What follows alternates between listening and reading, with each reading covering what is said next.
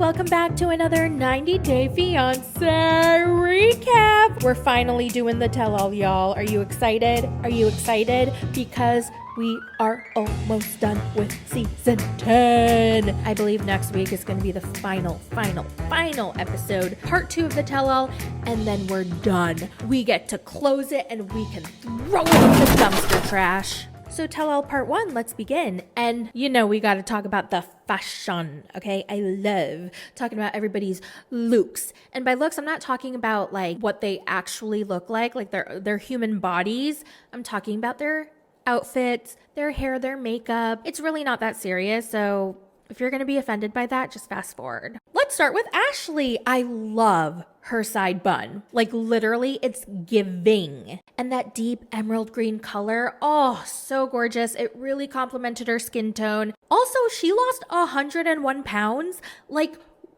where did she even have that to begin with? I lost a bunch of weight.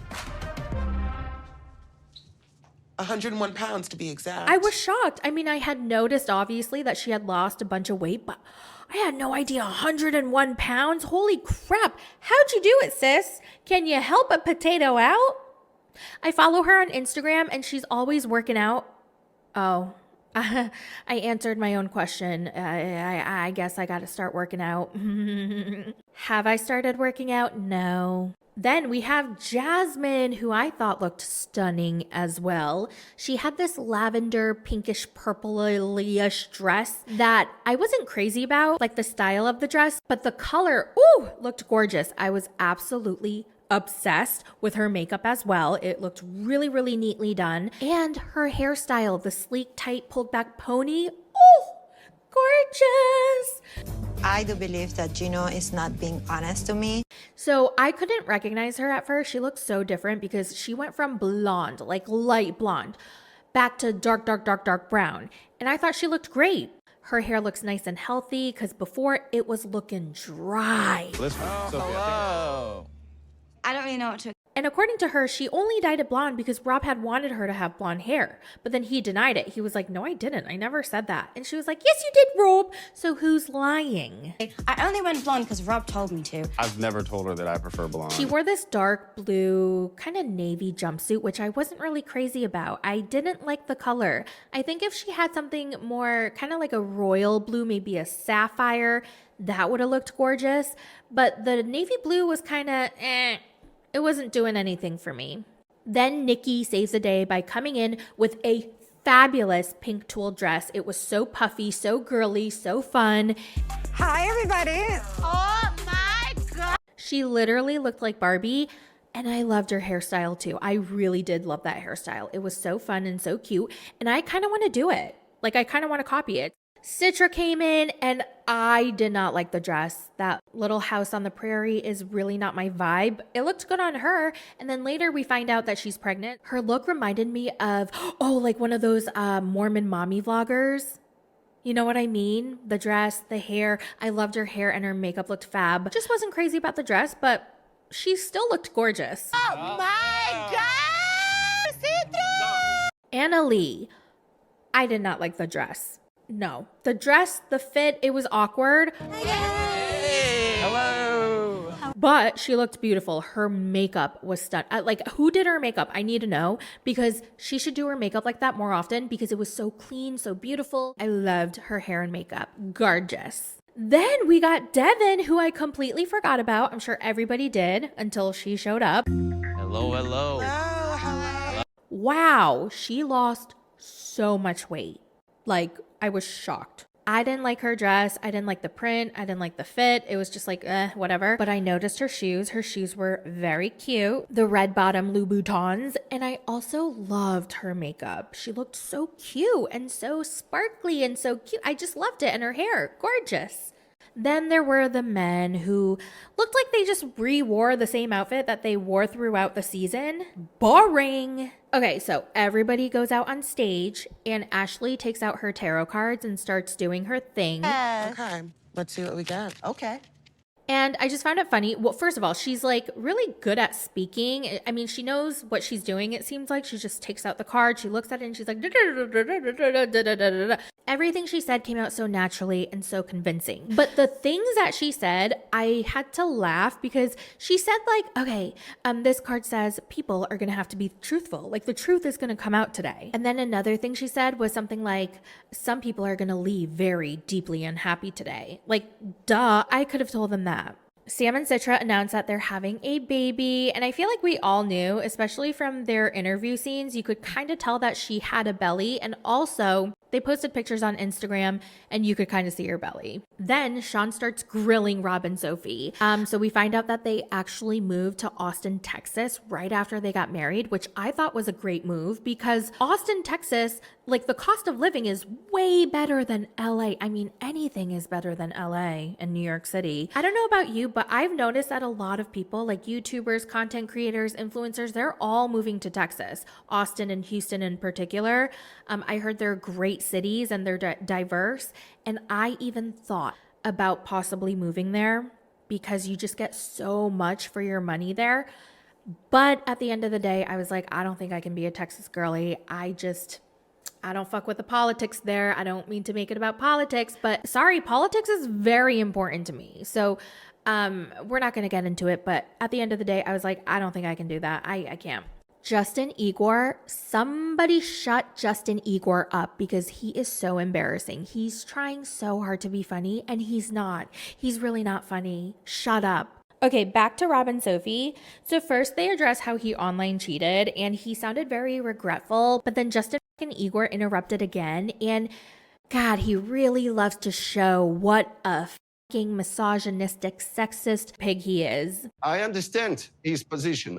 He received the videos from random people when Sophie was not near him. Girls, what do you think we can do home when you there? The best what we can do. But it's not cheating. As long as you're But honest, that's, as long as you're honest. listen, please. It's like virtual game. It's not cheating. It's don't see anybody. This is like virtual game with the glasses, you know? VR glasses. And he was like, how is that cheating? Now I understand why American women have a bunch of cats. I'm like, shut the fuck up. Stupid bitch. Ashley said to Sophie, Sophie, how do you know he's not going to cheat again? And she was like, it's because I check his phone all the time, so I know. Why would you want a relationship like that? Then Claire enters a chat and they talk about his apartment again. And Rob says, Claire gave him so much shit about his apartment when he was very open about his living situation and how he was trying to get out. And he was also upset with Sophie for not having his back because she knew all this information.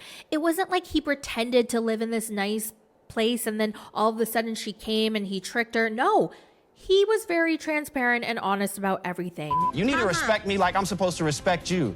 And he was upset with Sophie for not having his back.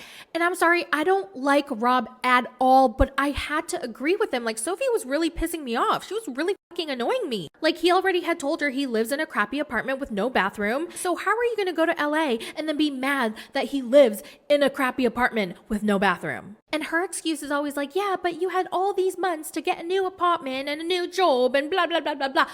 Well, he didn't. So what do you want? And you still came. So it's on you, sis. Claire and Rob get into an argument and Sophie, oh, I just wanted to shake her because I'm sorry. I'm just going to say this, okay? She needs to stand up for him. She needs to have his back. She married the dude, okay? After knowing everything, she knows the truth about everything. And she chose to marry him. So defend your man, okay? That doesn't mean you have to be a freaking raging asshole to your mom. You can very respectfully say, Mom, he's my husband. He's made some progress. I really need you guys to get along. You don't just keep enabling her to talk all this shit about him over and over again in front of you and you don't do anything. Actually, you don't just not do anything. You side with your mom. And what's frustrating is Sophie just kind of stays silent while her mom is on a rampage at Rob. And I almost feel like it's all the stuff that Sophie wants to say to Rob, but she just won't and will let her mom be her mouthpiece.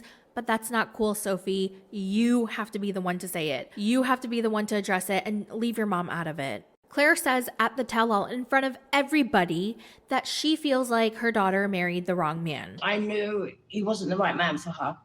Like, what's the point of saying that? And Sophie, again, she's silent. And when Rob gets offended, she sides with her mom again. Oh, my mom just wants the best for her daughter. Yeah, we get it. But, like, you married the man. You're his wife. He's your husband. Like, have his back a little. And again, I don't like Rob, but I'm just saying, she's not helping the situation, and her mom certainly is not helping. Okay, it's time for a break. They all go backstage, and everybody's talking to Sophie about Rob. And Sophie's like, well, if he treated me right, then my mom would like him. I think at some point, if it doesn't change, I'll just get tired and move on from it. And I'm like, what? Then why did you marry him? She keeps going back to, you had 2 years to find a new place. Okay, well, he didn't. So why did you marry him? Do I think Rob is a shitty person? Yeah, and this has nothing to do with money or his apartment or where he lives or whatever. It has to do with how he treats her, how he talks to her. But he showed her who he was, and she still married him. I feel like she needs to take some responsibility for that too. Oh my God, Devin actually spoke, and she gave some great advice. She said, well, Sophie, you're married to him now. He's your husband. If your mom says something, you should have his back and support him in front of her. But then you guys can talk about your disagreements in private. And I was like, ding, ding, ding, ding, ding. I definitely agree with that. Oh my God, they played the scene again of Ashley and Manuel getting it on in the bathroom. The sounds. Why did they have to play the sounds? Why? Why did we have to hear the movement sounds, if you know what I mean? Then Ashley's mom and her sister joins the stage, and Sean asks if the mom trusts Manuel, and the mom says no. And I was like, oh no, please. And Ashley was even like, Mom. You trust Manuel now that he's married to your daughter? No. Mom. She said it's because Manuel left his kids without telling them, so now she doesn't want Ashley and Manuel to have kids. That spoke volumes to me. Because how could you not tell your children? What would you do to my grandbaby? Would you just leave her and just leave? Then her mom revealed that she's also had to send money to Manuel's family because sometimes Ashley just doesn't have enough. And when she doesn't have enough, then Manuel gets upset. And the mom clarifies it's not about the money. She does not mind at all helping out. But what really upsets her is Ashley and the mom are helping his family, yet he's so critical of how Ashley spends her money. So like if she'll come home with a new cup of coffee from, I don't know, Dunkin' Donuts or Starbucks or whatever, he'll be like, oh my God, why did you buy that? Why did you spend money on that? You could have made the coffee at home. You know, to me, it's not about the money. It's about making sure you're treating my daughter appropriately. It's okay for us to send hundreds and hundreds of dollars to your family, but when I bring my daughter coffee, oh, you're so spoiled. De principio, cuando yo veía a Ashley con un café, yo se me molestaba porque ella tenía una cafetera en la casa. De donde yo vengo, siempre se ha padecido. Soy el hermano mayor de 4 hermanos. Desde los 13 años empecé a trabajar para ayudar a mi mamá y es un poco difícil. Then Jasmine came to the rescue and she gave a very empathetic answer as to why Manuel probably is acting the way he is. I understand Manuel a little bit. He doesn't say it with bad intention. When you grew up in poverty, even for eating, that's like sometimes a privilege. Wow. The way his brain is wired, there was always a lack of something in his house. He feels guilty. You know, you have to see it with your own eyes so you can understand it. And I think that that's where he comes from. And Ashley's mom is so understanding afterwards. She's like, Manuel never told me this. I had no idea, but now I can have a better understanding. You know, I'm just trying to explain. Wow. He's never shared that with us at all. Yeah. And that's a different perspective. Now, you know, I have some empathy. The thing is, I truly, in my heart, do not think Manuel's a bad person. I don't think he's using Ashley. I think he truly loves her. And yes, he comes off as a stubborn asshole, but he's not a bad person. I think he had a very toxic masculine upbringing, and he does not talk about his emotions because vulnerability equals weakness to him. And so he'd rather be perceived as the bad guy, the asshole, rather than being emotional. Manuel, if you want Ashley to help out and be there for you and your family, you got to bring her all the way in. Es que a veces pienso que yo he dado muchas molestias y eso no quiero. No. No. Ay, ma. No. Come from a place where like everything was on you, but like now you don't have to do it by yourself anymore. You don't have to. I want this couple to work out. I wish them nothing but the best. Then we get a random ass couple on video who asked Clayton and Annalie a question, and I could not tell if they were AI generated or if they were robots. They were like, "We have a question for Annalie and Clayton. We were wondering if you had a guinea pig." We have a question for Clayton and Annalie. Annalie, when Clayton has visited Peru, has he ever eaten guinea pig? And Clayton, if you haven't, are you prepared to? Okay, the guinea pig discussion was kind of annoying, all right? They just assumed Annalie looks at Clayton's guinea pigs and wants to throw them in the air fryer and cook it and eat it just because they eat guinea pigs in Peru. That's not how it works. Okay, I'm a huge cow and pig eater, but if I go to a farm and see a cow and like pet it and stuff, I'm not like, "Ooh, get in the grill so I can have some steak." No, I recognize that cow as like a living thing, and I know it like contradicts the whole meat eating part, but it's like my brain doesn't associate, like it just knows how to compartmentalize. Does that make sense? Like, you know, and if I had a pet pig, I wouldn't want to fucking kill it and eat it. It may make me not want to eat pigs, but I don't really know about that. I don't know. I feel like I could still eat pigs while having a pet pig. I don't know. Who knows? But if I had a pet pig, I wouldn't want to eat that pet pig. Now it's Jasmine and Gino's turn, and I'm surprised that they played the strip club scene in this episode because I thought we were going to have to wait until part 2 because they always make us wait until part 2. But honey, we got that never before seen strip club scene, and whoa, Gino was having a pretty good time. Yeah, he had women straddling him, topless, hugging him, like shoving his head in their bosoms, and literally grinding like booty in his face. So first, Sean decides to get Jasmine a little bit upset by asking him about his ex and if their sex life was as dramatic as his with Jasmine. And he pauses for a very long time. No, Gino, you should know by now you don't pause, okay? He paused for like 10 seconds. Gino, was it less drama around sex with your ex than it is with Jasmine?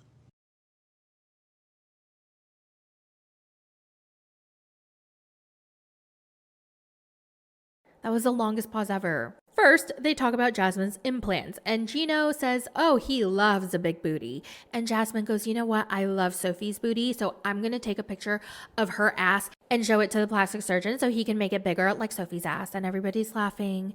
And then they talk about the fakey fake lip gloss in the car scene, which I know a lot of people think Jasmine planted it, but no.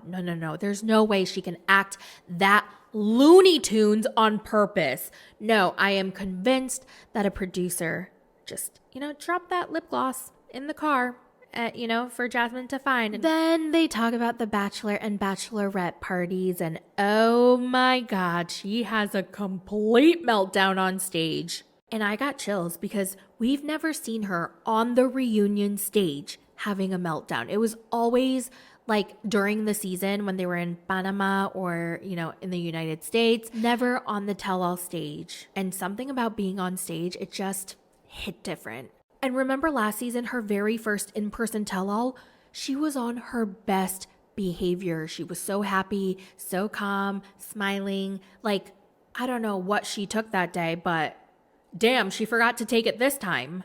At one point in the background, Clayton goes, she should have used that money on anger management classes. And she goes, shut up! I actually laughed out loud when she said that.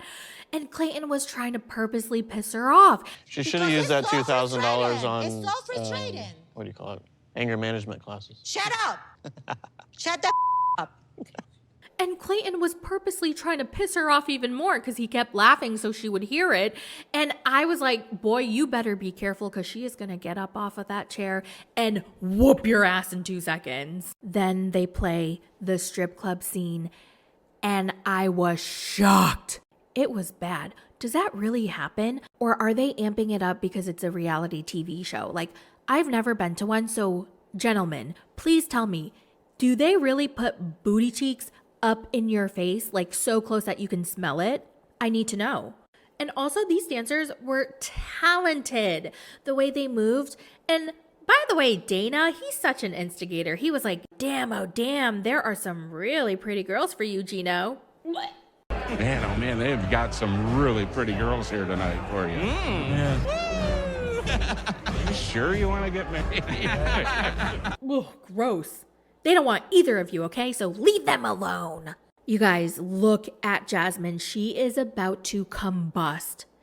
And when she started crying, I felt really bad. Oh, the strip club scene just kept getting worse and worse. And the girl got topless, which is normal there.